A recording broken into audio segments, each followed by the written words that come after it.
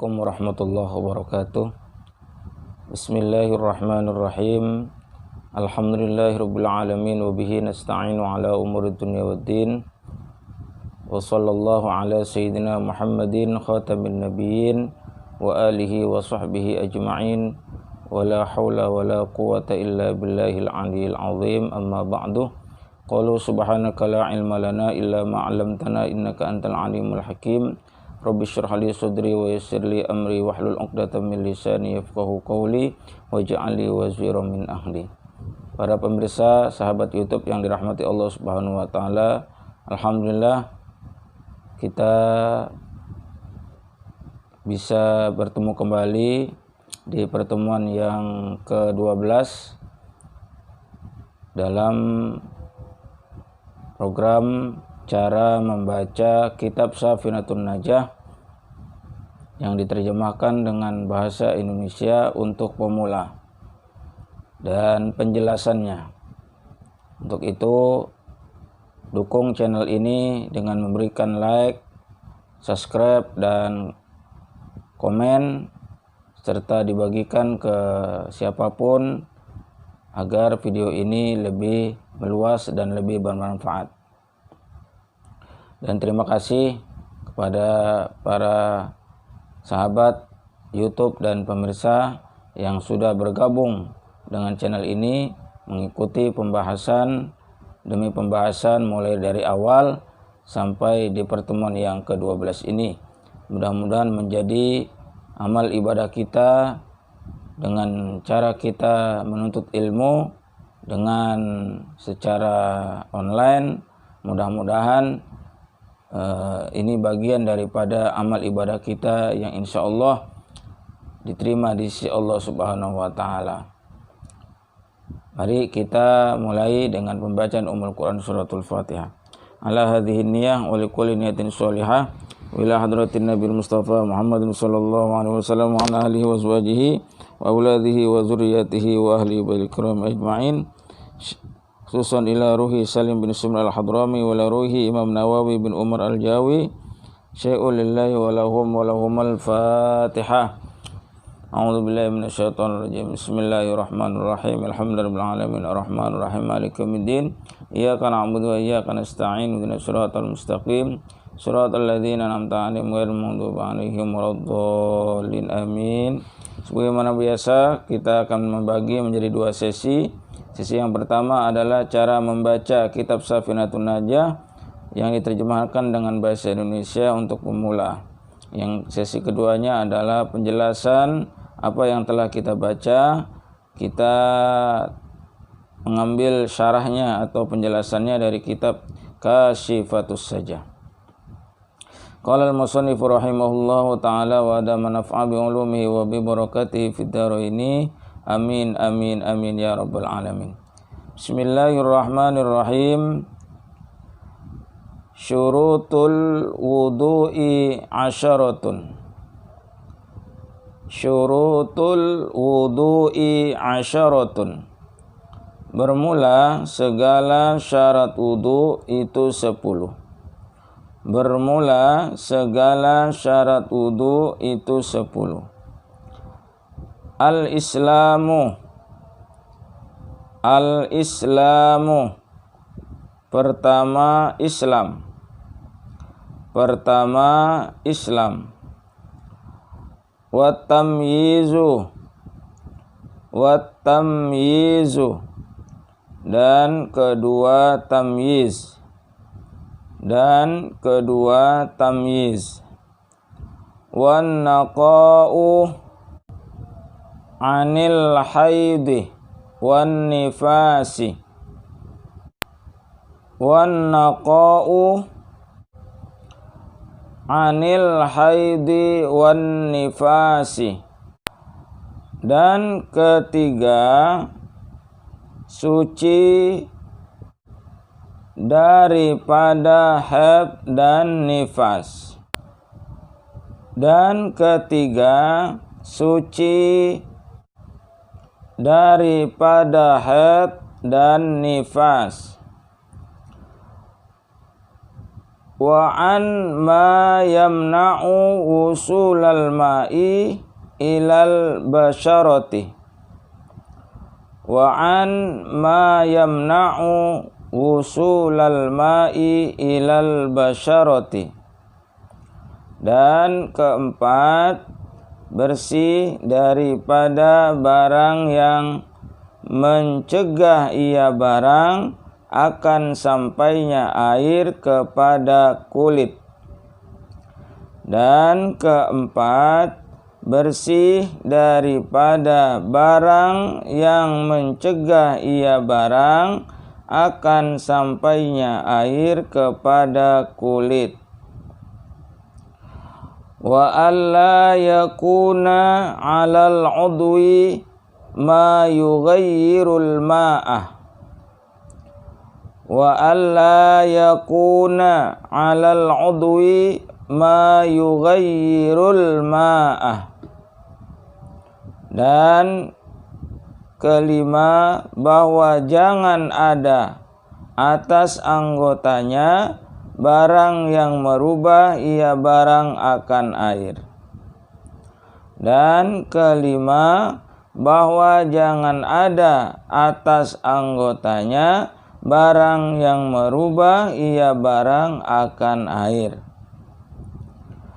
Wal ilmu bi fardiyatihi. Wal ilmu bi fardiyatihi.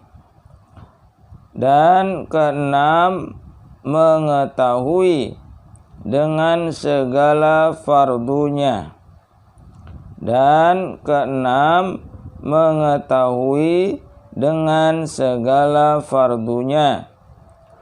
Wa alla ya'taqida fardan min furudihi sunnatan. Wa alla ya'taqida fardan min furudihi sunnatan. Dan ketujuh, bahwa jangan mengiktikadkan ia akan salah satu fardu daripada segala fardunya akan sunnah. Dan ketujuh, bahwa jangan mengiktikadkan ia akan salah satu fardu daripada segala fardunya akan sunnah. Wal ma'ut tahuru. Wal ma'ut tahuru. Dan kedelapan, air yang suci menyucikan. Dan kedelapan, air yang suci menyucikan. Wadukhulul waqti. Wadukhulul waqti. Dan kesembilan, masuk waktu. Dan kesembilan, masuk waktu. Wal muwalatu lidaimil hadasi. Wal muwalatu lidaimil hadasi. Dan kesepuluh, berturut-turut bagi orang yang senantiasa berhadas. Dan kesepuluh, berturut-turut bagi orang yang senantiasa berhadas. Demikian para jamaah serta sahabat YouTube yang dirahmati Allah Subhanahu wa taala.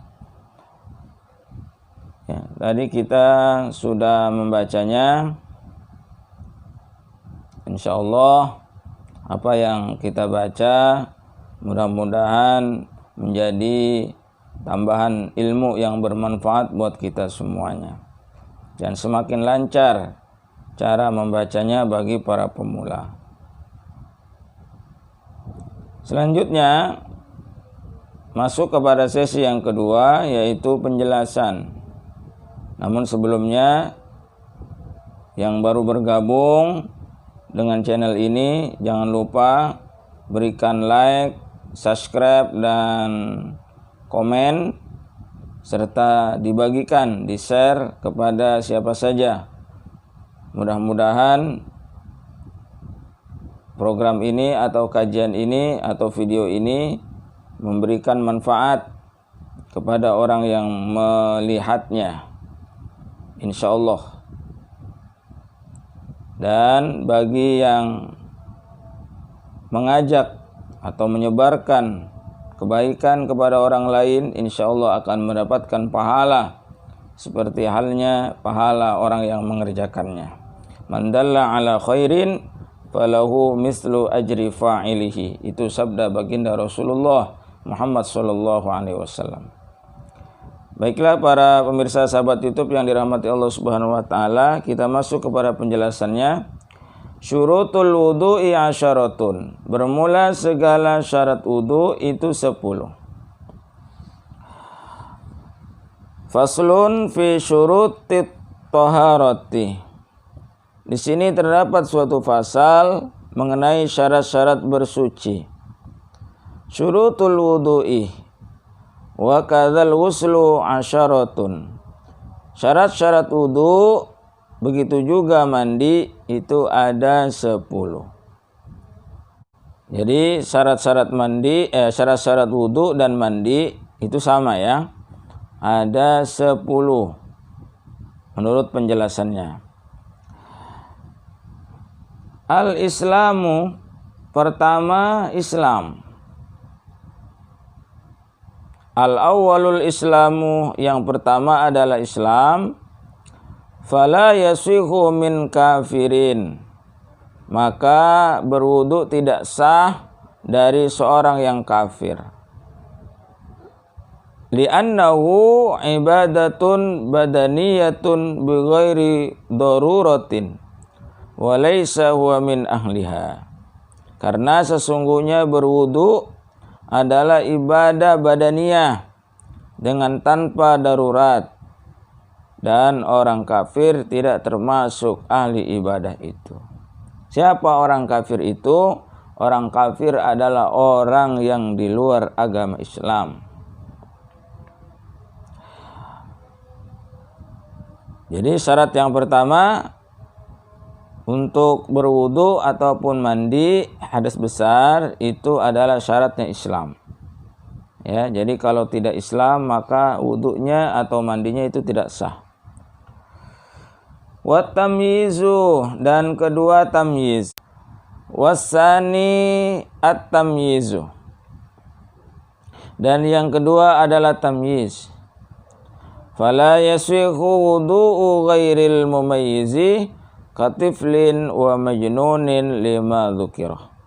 Maka tidak sah wudu orang yang belum tamyiz, seperti anak kecil dan orang gila, karena hal yang telah disebutkan atau dijelaskan yang sama tadi.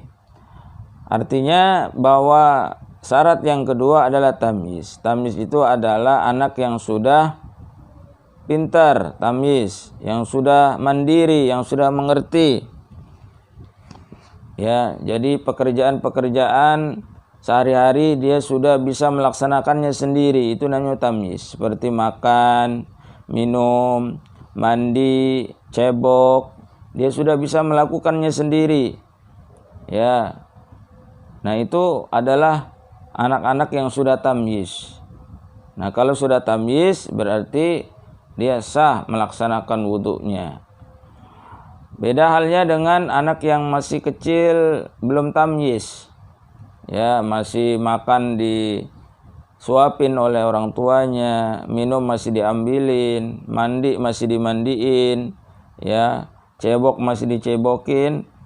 Nah, kemudian belum bisa disuruh-suruh, belum mengerti dan lain sebagainya, maka anak yang seperti itu tidak sah wudunya, belum sah wudunya. Wan naqa'u anil haidi wan nifasi, dan ketiga suci daripada haid dan nifas. Artinya wasalisun naqa'u bi fathin nuni bil maddi wa madhi nakiya bi kasril qafi wa mudhari'uhu yanqa bi fathiha ayin nadhafatu anil haid wan nifasi.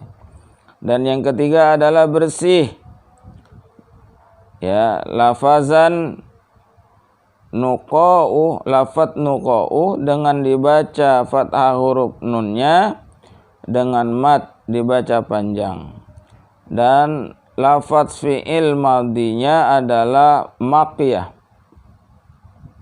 dengan dibaca kasrah huruf qafnya, dan fi'il mudhari'nya yanqa dengan dibaca fathah huruf qafnya, dan naqa'u yakni bersih dari haid dan nifas.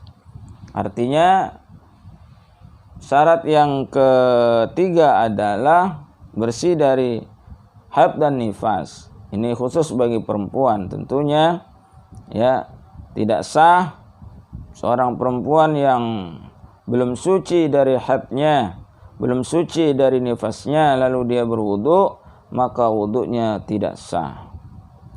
Haid itu adalah darah yang keluar, ya, rutin setiap bulan atau yang disebut juga menstruasi.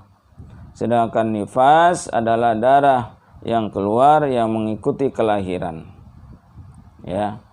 Jadi suci dulu dari haid dan nifas, baru sah wudunya atau mandi wajibnya. Ya. Wa amma yamna'u usulal ma'i ilal basyarati.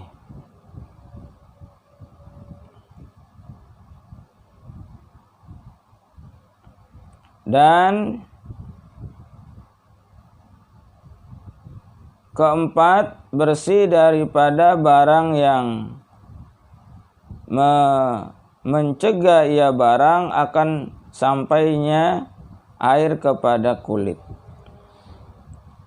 Warabi'un naqa'u amma yamna'u usulal ma'i ilal basyarati kaduhnin jamidin wa syam'in wa aini habrin wa hinna'i bi khilafi asarihima.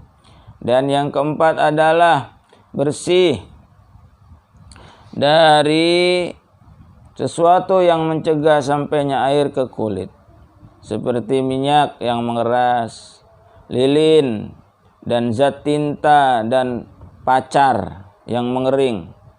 Berbeda halnya dengan bekas keduanya, tinta dan pacar. Artinya barang-barang yang mencegah kepada jatuhnya atau masuknya air kepada kulit itu harus dibersihkan terlebih dahulu. Seperti, ya, cairan-cairan seperti minyak, ya, minyak yang telah mengeras, kemudian lilin, ya, itu yang seperti itu harus dibuang. Kemudian tinta, ya, tinta yang telah mengeras, kemudian bekas pacar, artinya bubuknya itu, ya, bubuknya ketika pakai pacar itu kan bubuknya itu kering, ya, kemudian tidak dibuang sebelum berwudu, maka itu tidak akan menyerap kepada kulit, jadi harus dibuang dulu. Adapun bekasnya tinta yang menempel di kulit, bekasnya, ya, bekasnya pacar yang memerah itu di kulit pastinya, itu tidak apa-apa, ya, itu tidak apa-apa. Yang dimaksud adalah bendanya yang telah mengeras di kulit tadi, ya, seperti tinta yang mengeras itu harus dikelupas, ya, dibuang. Kemudian pacar yang mengeras, yang serbuknya itu, ya, itu juga harus dikelupas, ya, harus dibuang sebelum berwudu. Wa syaukatin law unzilat lam yalta'imma mahalluha. Dan duri, jikalau duri itu dihilangkan tidak akan menempel rapat tempatnya rongga yang tertusuk duri. Artinya duri, ya, yang kena ke kaki kita atau kita kesusupan kayu, ya, benda-benda lainnya, maka itu harus dicabut, harus dibuang. Kenapa? Karena dia tidak akan menyerap air, masuk air kepada kulit. Ya, jadi harus dicabut ya. Wadamin ubarin ala udwin la araqin mutajammidin alaihi. Dan darah dan debu yang berada di atas anggota tubuh, bukan keringat yang mengeras di atasnya. Ya, jadi seperti darah atau debu ya yang mengeras di atas kulit kita, itu harus dibuang terlebih dahulu. Ya, bukan keringat atau daki ya. Ya, kalau keringat atau daki itu lain, tapi kalau debu atau tanah atau darah yang mengeras, maka itu harus dibuang. Ya. Wa wasakhin tahtal adfari wa ramasin fil aini, dan kotoran di bawah kuku-kuku dan belek di mata. Ya, kotoran-kotoran di kuku-kuku kita itu harus dibuang. Kemudian belek yang ada di mata kita yang mengeras itu juga dibuang. Ya, bangun tidur itu sebelum wudu kita cuci muka dulu, membersihkan belek-belek kita. Dan termasuk iler ya. Kalau kita iler itu kan suka ngeras tuh di pipi. Nah, itu juga harus dibuang. Ya, dibersihkan. Ya. Walaysa minhu tabu'un asura zawaluhu fayu'fa anhu, dan tidak termasuk darinya, tidak masuk dari pencegahan air ke kulit, maksudnya suatu yang alami yang sulit untuk menghilangkannya, maka hal tersebut dimaafkan darinya. Wa kadza fasratud dumali ba'da khuruji ma fiha wa in sahulat izalatuha. Begitu juga kulit bisul, setelah keluar sesuatu cairan yang ada di dalamnya, meskipun mudah menghilangkannya. Nah, kulit bisul itu tidak termasuk. Ya, kulit bisul itu biasanya kan ketika bisul itu kempes, maka dia akan seperti keriput ya, kulit itu. Nah, kulitnya bisul itu tidak termasuk ya. Ya, kenapa? Bal aula minal araqi li'annaha juz'un minal badani. Ya. Bahkan pentolerannya itu lebih utama, lebih ditolerir daripada keringat yang mengeras, karena sungguhnya kulit bisul adalah bagian daripada tubuh. Ya, karena itu termasuk bagian daripada tubuh. Ya, dia bagian daripada tubuh, tidak harus dikopet ya. Kalau kulit bisul belum copot itu tidak apa-apa, atau kulit koreng yang belum copot itu tidak apa-apa. Ya, karena itu bagian daripada badan. Wa alla yakuna 'alal 'udwi ma yughairul ma'ah, dan kelima bahwa jangan ada atas anggotanya barang yang merubah ia barang akan air.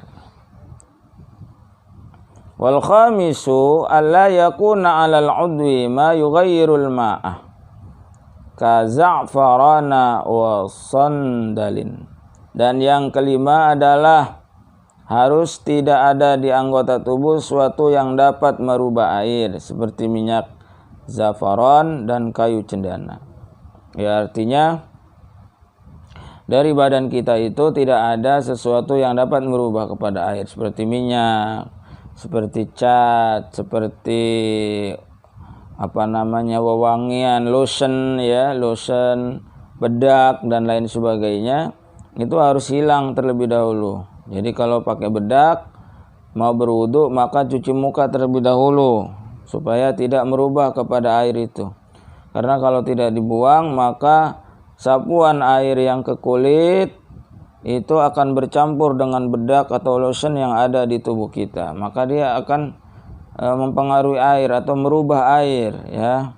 Yang tadinya netral, dia akan bercampur dengan bahan kimia. Akan begitu, akan bercampur dengan bahan-bahan itu. Maka itu tidak boleh, ya harus dibuang.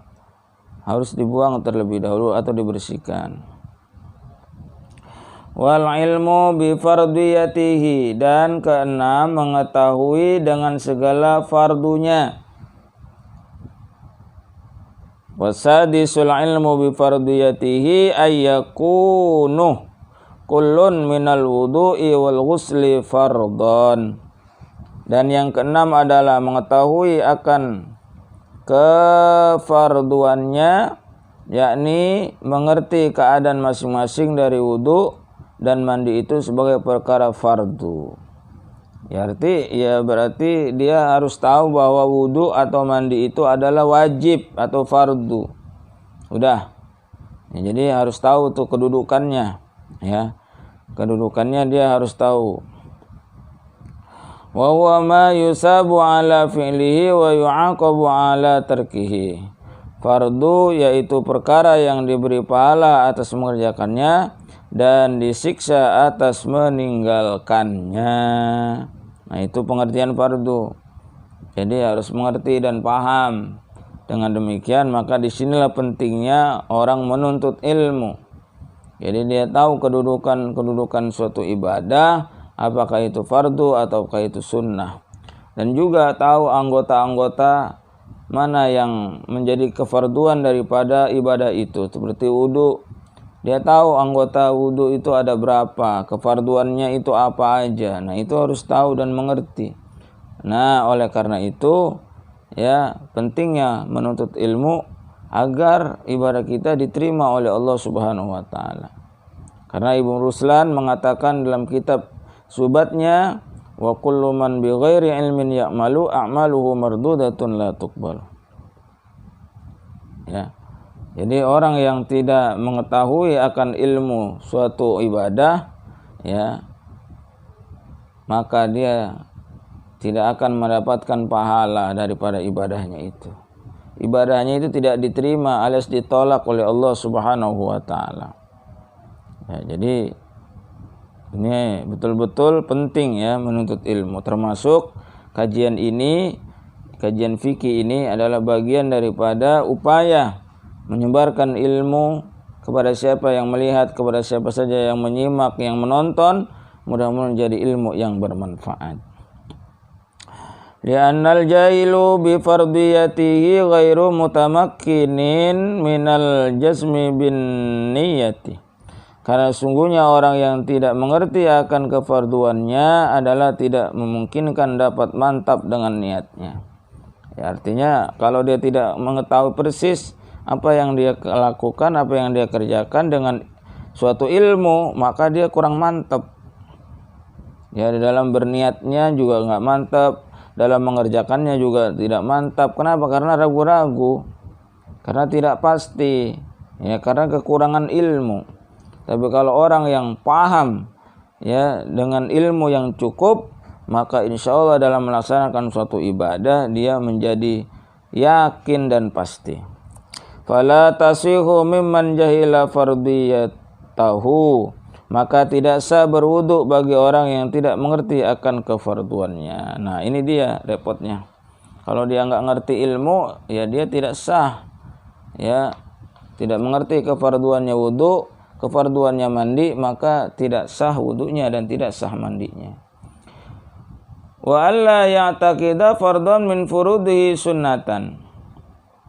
Dan ketujuh, bahwa jangan mengiktikadkan ia akan salah satu fardu daripada segala fardu akan sunnah. Ya. Maksudnya apa? Wasabi'u alla ya'taqida fardhan min furudihi ay furudi kullin minhuma sunnatan. Dan syarat bersuci yang ketujuh adalah tidak boleh meyakini satu fardu dari fardu-fardunya, yakni fardu-fardu masing-masing dari wudu dan mandi itu sebagai sunnah. Artinya jangan mengiktikadkan, jangan meyakini sesuatu yang sudah fardu lalu diyakini menjadi sunnah. Umpama mencuci dua tangan itu kan fardu pada saat wudu, maka dia meyakini bahwa mencuci tangan itu atau membasuh tangan itu adalah sunnah, maka itu tidak boleh. Niat itu adalah fardu, kemudian dia meyakini bahwa niat itu adalah sunnah, maka tidak sah wudunya, maka tidak sah mandinya. Maka jangan merubah-rubah sesuatu yang sudah fardu diyakini menjadi sunnah, atau kebalikannya, sesuatu yang sunnah diyakininya sebagai fardu. Itu juga tidak boleh. Itu menyebabkan ibadah kita batal, ibadah kita tidak sah, ya, karena tadi mengitikadkan tadi itu, ya. Sawa'un i'taqada an af'alahu kullaha furudun aw i'taqada anna fihi fardun wa sunnatan wa illam yumayyiz ahaduhuma 'anil akhari. Sama saja ia meyakini bahwa berbagai perbuatan bersuci itu seluruhnya adalah fardu-fardu, atau ia meyakini bahwa di dalam bersuci terdapat perkara fardu dan sunnah, meskipun ia tidak bisa membedakannya salah satu keduanya dari yang lain. Wa hadza fi haqqil ammi, dan ketentuan ini bagi hak orang yang awam. Ya. Wa ammal ilmu wa huwa man ishtaghala bil fiqhi wa zamanan, ya, bil fiqhi zamanan fala budda fihi min tamyizi faraidihi min sunanihi. Adapun orang yang mengerti, yang alim, yaitu orang yang menyibukkan diri dengan mempelajari ilmu fikih pada beberapa masa, maka tidak boleh tidak dalam bersucinya itu harus dapat membedakan fardu-fardunya dari sunnah-sunnahnya.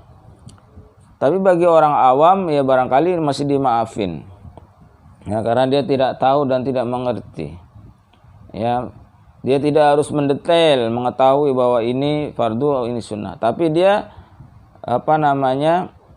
melaksanakannya dengan baik, itu insya Allah sah, ya, asal dia tidak mengitikadkan tadi, ya, asal dia tidak mengitikadkan atau meyakini sesuatu yang fardu kepada sunnah. Nah, tetapi kalau bagi orang yang alim,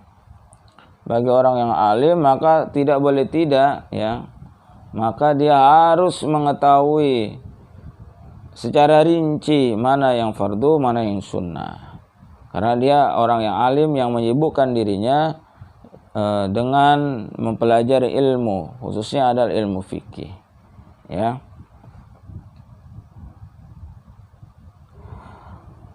Selanjutnya wal ma'u tahuruh, dan kedelapan air yang suci, menyucikan. Wasaminu al ma'u tahuruh fi dhannin kullin minal mutawaddi'i wal mughtasili wa i'tiqadihi wa illam yakun tahuran 'inda ghairihi. Dan yang kedelapan adalah air yang suci, mensucikan dalam persangkaan masing-masing dari orang yang wudu dan orang yang mandi dan keyakinannya, meskipun keadaan air itu tidak suci, mensucikan menurut orang lain. Artinya suci air tersebut dan mensucikan adalah menurut orang yang akan menggunakannya. Seperti orang yang mau menggunakan air untuk berwudu, maka orang itu meyakini bahwa air itu suci. Persangkaannya dia itu air itu suci. Kemudian ketika dia mau mandi hadis besar juga demikian, bahwa persangkaannya dia bahwa dia tidak ragu-ragu bahwa air itu adalah suci, maka sah wudunya, maka sah mandinya. Walaupun persangkaan orang lain itu air itu tidak suci. Ya, walaupun persangkaan orang lain itu air itu tidak suci. Kama law istabahat tahuru bil mutanajjisi min ina aini waqa'a fi ahadi ma la bi ainihi najasatun. Bagaimana seandainya tersamarkan air suci mensucikan itu dengan air yang terkena najis di antara dua wadah yang terjatuh najis pada salah satu dari dua wadah itu, tidak dengan pasti fisiknya dan dari dua wadah itu. Ya, seperti halnya ketidakjelasan suatu wadah yang terkena najis, yang terjatuhkan dengan najis, mana yang suci, mana yang belum. Maka disitulah tergantung kepada persangkaan. Kalau persangkaan kita kuatnya itu masih suci, maka sah wudu kita atau sah mandi kita. Tapi kalau persangkaan kita sudah ragu-ragu kepada air itu apakah suci atau tidak, maka disitulah kedudukan air itu tidak lagi bisa kita gunakan untuk wudu dan tidak bisa lagi kita gunakan untuk mandi. Maka disitulah di persangkaan kita itu menentukan. Ya, jadi kalau kita mau berwudu ya udah bismillah bahwa air itu suci. Kalau kita mau mandi hadas besar, bismillah, yakin dengan persangkaan kita bahwa air itu suci. Nah, kalau kita ragu-ragu ya bisa jadi tidak sah mandi kita. Wa dhanna kullun syakhsin taharatan inaihi fatawaddau fataharatu kulli minhuma sahihatun.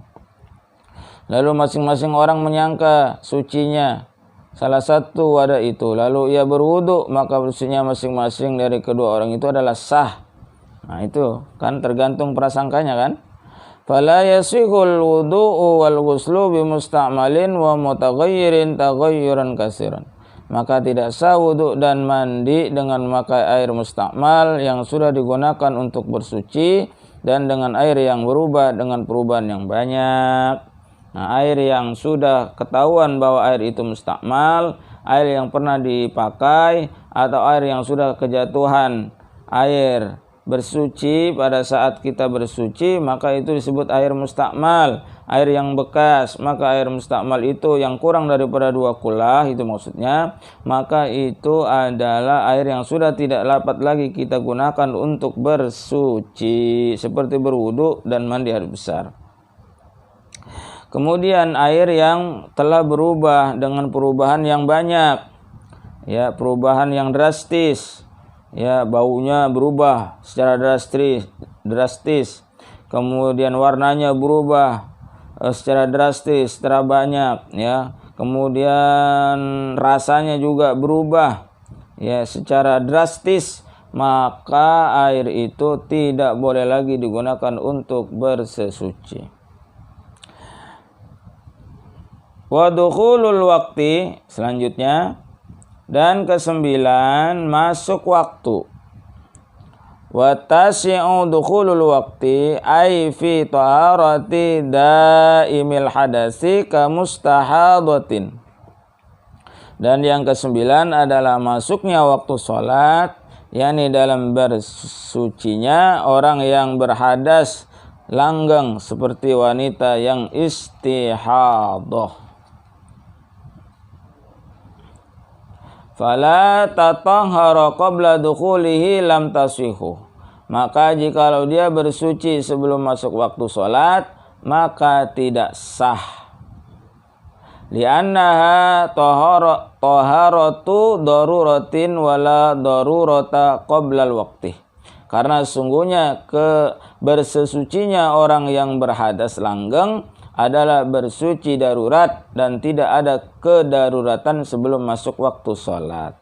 Ya, artinya bagi orang yang langgeng hadas seperti orang yang istihadah, perempuan yang terus-terusan keluar darah, maka dia berwudunya itu baru sah kalau sudah masuk waktu sholat. Artinya sudah azan baru dia wudu.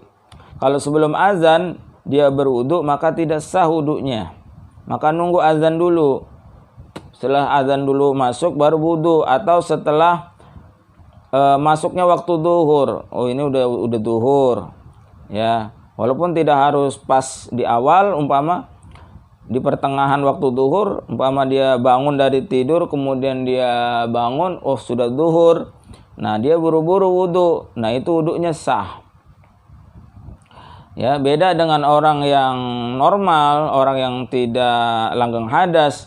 Orang yang tidak langgeng hadas, ya, itu sah-sah saja wudu sebelum azan dia boleh. Ya, sebelum azan dia boleh. Langgeng hadas itu seperti apa lagi? Orang yang beseran.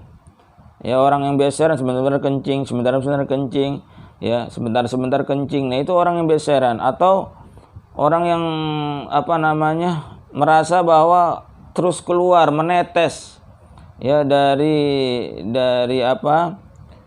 dari kelaminnya, ya, dari lubang depannya, selalu menetes, selalu keluar. Nah, itu namanya juga langgeng hadas. Dia harus menunggu datangnya waktu masuknya waktu sholat. Artinya waktu sholat sudah masuk baru dia wudu. Nah, itu baru sah wudunya. Kenapa? Karena orang yang langgeng hadas itu sesungguhnya tidak mengangkat hadas dalam hal wudunya. Tapi dia sesungguhnya agar dibolehkan untuk melaksanakan sholat. Wudunya itu agar dibolehkan untuk melaksanakan sholat, bukan mengangkat hadas. Kenapa? Karena habis wudu dia beser lagi, dia netes lagi darahnya, dia keluar lagi darahnya. Maka orang yang seperti itu sungguhnya adalah dalam kondisi darurat. Maka dalam kedaruratan orang itu berwudunya harus masuk waktu. Ya, harus masuk waktu sholat terlebih dahulu. Wal ashirul muwala. Wal muwalatu lidaimil hadasi. Dan ke-10 berturut-turut bagi orang yang senantiasa berhadas. Nah, ini masih ada kaitannya dengan yang 9 ya.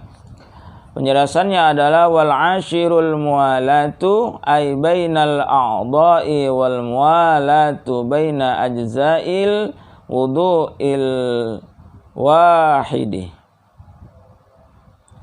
lidaimil hadasi. Dan syarat bersuci yang ke-10 adalah dilakukan secara beruntun, berkesinambungan, bermualat, tidak ada jeda, yakni antara anggota-anggota bersuci beruntun antara bagian-bagian anggota wudu, yang satu bagian orang yang satu dengan yang lainnya bagi orang yang berhadas langgeng. Lidaimil hadasi. Artinya orang yang berwudu ini harus berkesinambungan, ya. Setelah dia berwudu, setelah dia mandi, maka dia langsung melaksanakan sholat. Itu namanya mualat. Tidak dijeda dengan perbuatan yang lain. Tidak santai, tidak boleh santai. Kenapa? Karena dia sedang menanggung hadas. Ya, sedang menanggung hadas, enggak boleh santai. Ya, beda dengan orang yang normal. Orang yang normal habis berwudu, umpama dia mau duduk-duduk dulu, dia mau makan dulu, dia mau rebahan dulu, umpama itu masih boleh. Kalau orang yang normal ya. Tapi kalau orang yang berlanggeng hadas, ketika dia sudah melaksanakan wudu, maka segera melaksanakan sholat. Segera. Nggak boleh santai. Kenapa? Karena dia sesungguhnya di pembahasan yang syarat yang ke-9 tadi itu adalah dia kekal hadas. Hadasnya langgeng. Ya, langgeng dia. Selalu keluar. Maka dalam keadaan seperti itu dia sesungguhnya bukan mengangkat hadas atau menghilangkan hadas, tetapi adalah berwudunya atau mandinya itu dalam rangka dia bolehnya untuk melaksanakan sholat. Maka sholatnya tidak boleh ditunda-tunda. Sholatnya harus berkesinambungan dengan wudunya. Sholatnya harus berkesinambungan dengan mandi harus besarnya. Jadi langsung, ya, tidak boleh bersantai-santai bagi orang yang langgeng hadas. Wallahu a'lamu bissawab. Demikian pembahasan pada pertemuan yang ke-12 ini yang membahas tentang segala syaratnya wudu. Ya, segala syarat-syaratnya wudu. Mudah-mudahan menjadi ilmu yang bermanfaat buat kita semuanya, insyaallah. Amin ya rabbal alamin. Terima kasih kepada yang sudah mendukung channel ini. Ya, pembahasan ini mudah-mudahan menjadi amal ibadah kita semuanya yang terus mengalir dengan memberikan like, subscribe, dan komen serta dibagikan, di-share kepada siapapun. Insya Allah menjadi amal kebaikan buat kita semuanya. Mohon maaf apabila ada khilafan dan kekurangan dari Al-Fakir yang dhaif, yang lemah ini, yang bodoh ini. Ya, karena kesempurnaan hanyalah milik Allah Subhanahu wa taala. Allah lah yang Maha tahu tentang segala sesuatu. Wallahul muwaffiq ila aqwamit thoriq. Wassalamualaikum warahmatullahi wabarakatuh. Ihdinas siratal mustaqim. Wallahul muwaffiq ila aqwamit thoriq. Wassalamualaikum warahmatullahi wabarakatuh.